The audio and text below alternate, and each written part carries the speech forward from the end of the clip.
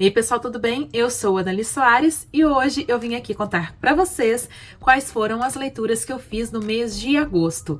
Então bora comigo pro vídeo de hoje. Bem, pessoal, então vamos lá para o vídeo de leituras do mês, agora com uma retrospectiva do mês de agosto de 2023. Como sempre, eu vou aqui falar quais foram as leituras que eu fiz e um pouquinho, né, das minhas impressões, dos meus sentimentos e sensações em torno dessas leituras. Eu vou pedir desculpa para vocês porque minha voz tá um pouquinho rouca hoje, porque eu tô me curando aí de uma gripe, uma sinusite chatinha, mas tá tudo certo, tá? Então é isso, vamos lá para a retrospectiva, aproveitando também, né, este momento aqui para convidar você que está aqui comigo, não está inscrito no canal, para você se inscrever. Vá ali embaixo, inscreva-se e aproveite para clicar no sininho, assim você recebe as notificações fresquinhas na sua casa.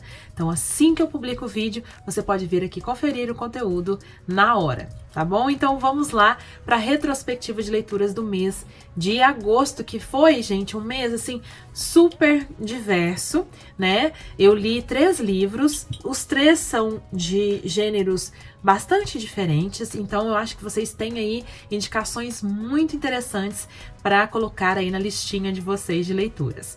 Para começar, gente, eu li um livro de filosofia, então é um livro de ensaios de uma filósofa, a Mary Midley, que é A Presença dos Mitos em Nossa Vida, e lembrando aqui também, a tradução é da Alzira Alegro pela editora Unesp.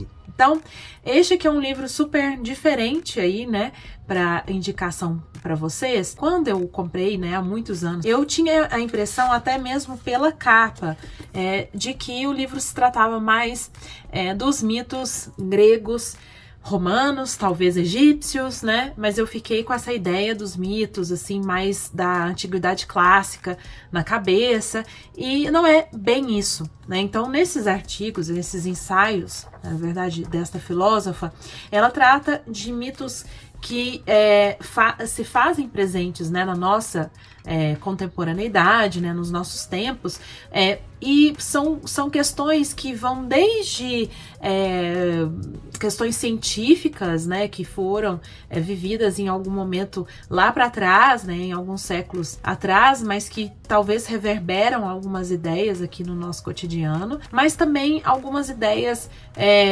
científicas, filosóficas, religiosas e tudo isso, mas até modernas. Vamos falar aí de um período um pouco mais recente para cá. Então ela conversa com outros filósofos em diversos momentos, mas ela também cita muita gente de diversas áreas da ciência, né, das ciências biológicas, naturais, e vai descrevendo, assim, é um livro bem cabeçudo, que eu fui lendo bem aos pouquinhos, mas que para mim foi interessante, assim. Eu achei bacana também, porque já aqui nos finalmentes, né, nos últimos ensaios, a Mary, né, Mary Midley, ela vai falar bastante sobre os animais, a natureza.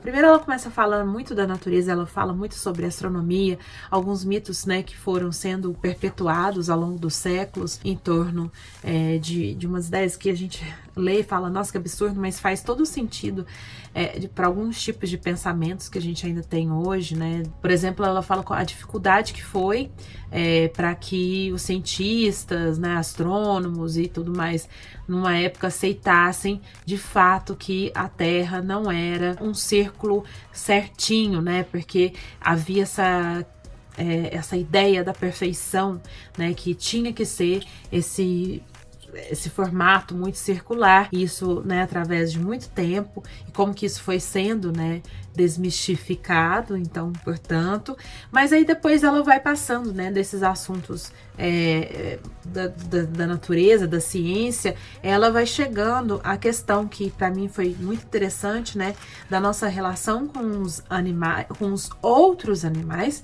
com os animais não humanos, né, de como que em algum momento criou-se nessa ideia de superioridade. Inclusive eu me lembrei da minha leitura de Caliban e a Bruxa, da também filósofa, socialista, pensadora também dos nossos tempos, que é a Silvia Federici, que é uma italiana incrível.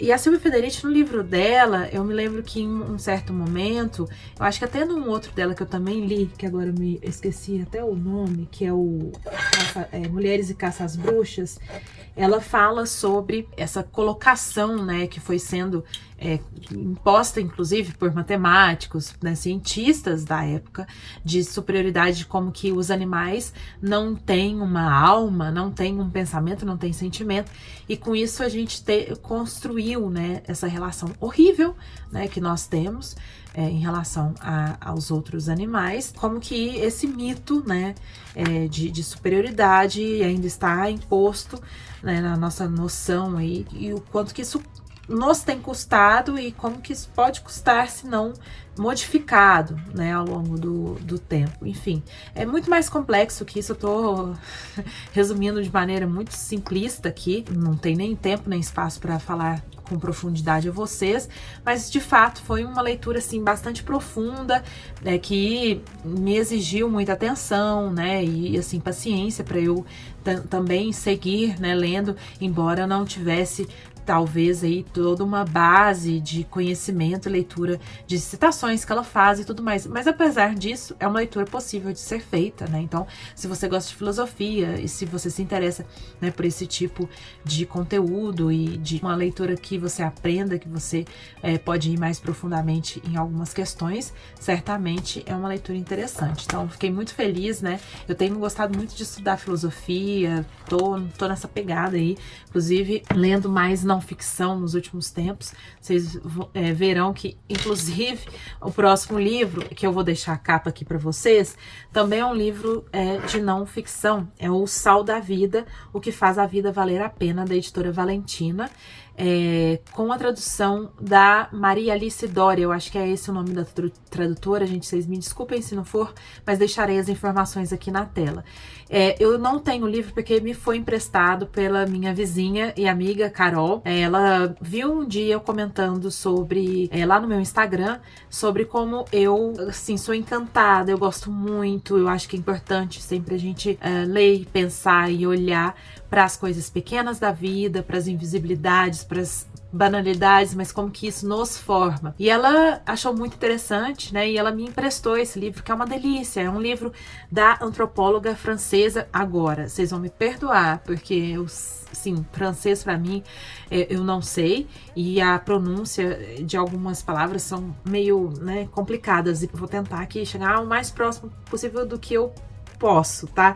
Que é a Françoise Héritier, não sei, tá? Mas tá escrito aqui na tela, me perdoe.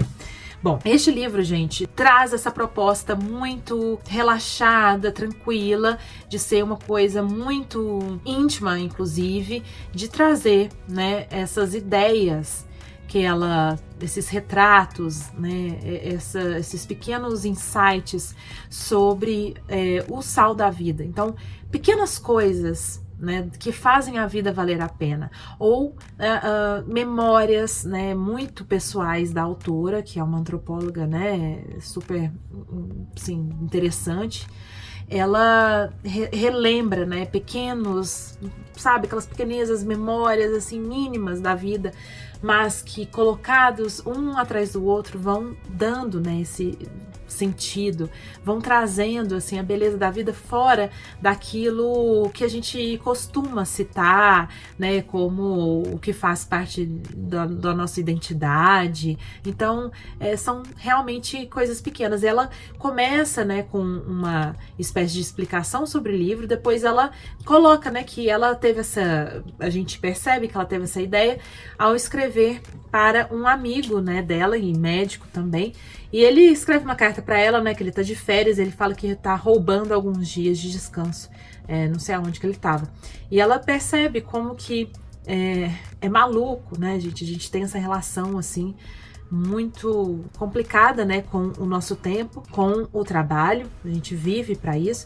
e tem hora que a gente não percebe que a gente, na verdade, tá roubando o tempo da nossa vida pro trabalho e não o contrário. E ela começa a escrever para ele, né, assim, como que necessário, essencial que ele esteja ali, né, naquelas férias, porque a vida é feita disso também, né? E deveria, inclusive, ser mais disso do que de outras coisas, mas de desfrute, né? Então ela vai pondo coisa a coisa. Então é como se fosse uma grande lista que ela constrói de detalhes da vida que fazem, na verdade, a vida pulsar. Então, foi muito inspirador para mim, foi delicioso ler. E eu fiquei pensando sobre, né, os meus motivos, os saizinhos da minha vida, como que eu gosto muito de pensar sobre isso, né, de ver assim como que a felicidade está realmente escondida de fato nas pequenas coisas, como inclusive eu acho que nós somos muito feitos disso, né?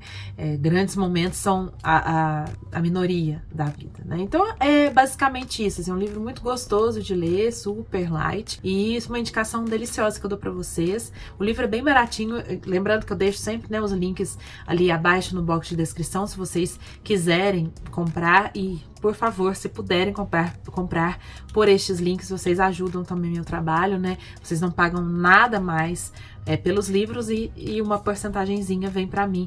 Então, por favor, dê uma conferida sempre ali abaixo no box de descrição que eu deixo para vocês. Bom, então uma indicação deliciosa para vocês. Eu li um bem pesado, né? Depois eu vim com uma coisa mais leve. E por fim, eu finalizei o meu mês incrível com uma das minhas escritoras prediletas da vida. Eu amo de paixão, que é a Diná Silveira de Queiroz, né, uma escritora brasileira, neste Verão dos Infiéis, este romance da Diná Silveira de Queiroz, que a editora Instante publicou recentemente, me enviou, né, linda edição, como sempre. Ela faz uma conversa com as outras edições dos outros 3 romances que a editora já publicou, né? Eu já li todos, tem todos resenhados aqui, né? A Muralha, Floradas na Serra e a Margarida Larroque, na Ilha dos Demônios, amo. E agora este aqui, Verão dos Infiéis. Gente, mais uma vez, Diná Silveira de Queiroz me revela a sua múltipla capacidade, a sua potência, né, de escrita, principalmente uma escrita que consegue criar, né, uma ficção, criar uma narrativa em torno de contextos históricos brasileiros. Isso é incrível a gente poder ler, né? Olha, A Muralha é no momento colonização, Floradas na Serra já é mais ou menos ali na década de 20, com a questão da tuberculose, né, ali no estado de São Paulo. O Margarida Larroque tem uma pegada assim mais fantástica, mas também tem a questão das navegações, né? Esse outro momento aqui do país. E Verão dos Infiéis se passa na década de 60 no Brasil, portanto, estamos durante a ditadura militar brasileira. Mas o mais interessante é que ela mira para uma família, né, de classe média brasileira. Tem um dos filhos que está mas ele está envolvido com questões políticas do lado do pessoal assim da esquerda, né? Ele tem uma espécie de mentor, né, que é um socialista e tudo mais. Mas fora isso, as outras vivências que a gente vê aqui não estão relacionadas a isso. E eu acho interessante porque, na verdade, se a gente conversa, olha ou, né, percebe, uma grande parte da população brasileira, principalmente da classe média naquele momento, muitas pessoas estavam vivendo sua vida não muito relacionada com o que estava acontecendo, né? Um pouco alienada mesmo das questões, né, da violência, da censura e tudo mais que estava acontecendo no país. Então eu achei super interessante, né? Eu vou fazer com certeza uma resenha para vocês, para contar melhor, assim, né, os detalhes desta narrativa, mas de fato, Diná Silveira de Queiroz merece muitíssimo ser lida, assim, adorada por nós, leitores e leitoras, porque o trabalho que ela faz é impressionante, né? E assim, eu gosto muito que neste livro aqui, o meu predileto dela é o Margarida Larroque. E como eu falei, ele tem uma pegada bem fantástica, né, com umas questões assim muito malucas, e aqui a gente tem esse retorno de umas cenas, né, que não são muito realistas, assim, né, material, a presença de certos fantasmas, né, na vida aqui da nossa personagem, ao mesmo tempo que é uma coisa mais imaginativa, um pouco menos fora, né, da crueza da vida, ao mesmo tempo que é isso, mas também é algo que traz uma densidade, que traz uma exigência nossa como leitores de tentar entender o que tá passando, né, de fato, assim, com a personagem, e por que aquilo que ela, né, por que ela tá vivendo isso, por que ela tá imaginando isso, e, assim, é bastante complexo, né, então, assim, é um livro muito gostoso de ler, né, eu fui lendo, assim, desfrutando mesmo. A gente acompanha, então, essas personagens de uma mesma família durante esse momento do Brasil, e, na verdade, acontece em alguns dias, se não me engano, uns 3 dias apenas, as histórias todas que a gente vê aqui. Então, ela vai e volta, né, nas cenas. Então, ela tá num capítulo, ela fala da mãe, aí depois para naquele momento ali da cena da mãe, vai para um filho, depois vai para o outro, vai para a filha, e a gente vai vendo o que vai acontecendo durante os dias dessas personagens todas dessa família, com um final muito dolorido, assim, né, que, claro, traz ainda mais reflexões sobre a realidade brasileira, né, então isso é muito importante, muito interessante, e mais uma vez aqui eu deixo a dica para vocês de conhecerem essa grande escritora brasileira, né? Então é isso, gente, essas foram as minhas 3 leituras do mês de agosto, assim, um mês muito rico, muito denso, cheio de conteúdo,